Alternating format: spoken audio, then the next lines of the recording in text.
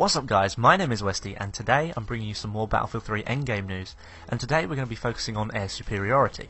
News released earlier today on EA France's YouTube channel suggests that it's going to be 12 versus 12 in the new air superiority mode, which is going to make the battlefield absolutely chock-a-block full of jets. So all these people who love our air combat and who love flying around, you're going to enjoy this mode. We're bringing 24 jets, one for each player, 12 aside, into the fray. The way that you win this mode is by holding on to the capture points within the skies. These are depicted by 3 airships. So the more planes that you have in this area, the faster you're going to take down the other team. And then of course shoot them out of the skies, because you know that works as well.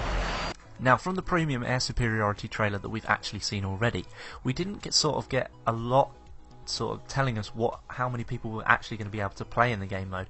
We were not sure if it was going to be like tank superiority, where it's going to be like a massive amount, or if it was going to be strictly limited. But now we've actually found out that it is actually going to be 12 versus 12, and I think this has got some advantages and some disadvantages. The advantages is that you're not going to have so many jets in the sky that you're not going to get killed all the time. Plus, it means that you are actually going to be able to get in a jet, because I think it's limited to 12 only, and that's on PC as well, which means you aren't going to get these extreme 64-man servers for air superiority. But obviously the disadvantage is there's going to be so much beeping in your cockpit that it's going to be driving you crazy. There's going to be lock-ons all over the place. But I think that's going to be watered down by the fact that there are 3 capture points on each map rather than just the 1. And perhaps that's another thing we should be talking about, that air superiority is going to be supported on all 4 new maps for endgame.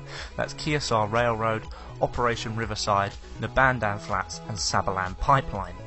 The blog post sort of focused on Capture the Flag game mode, but it did release a couple of screenshots of the new maps, which are up on the screen in front of you now.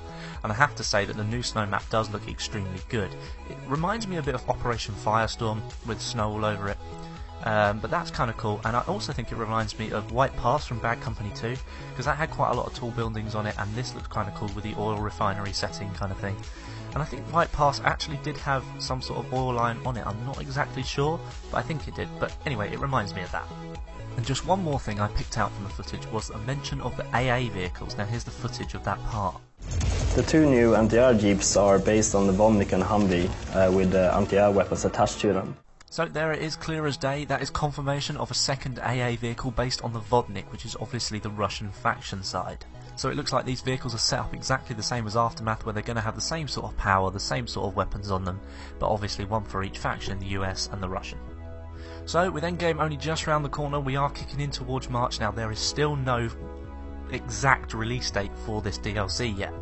And I don't know if DICE are keeping it quiet or not, but it's getting closer and closer, so I've got a feeling that they're going to release it sometime soon, so stay tuned.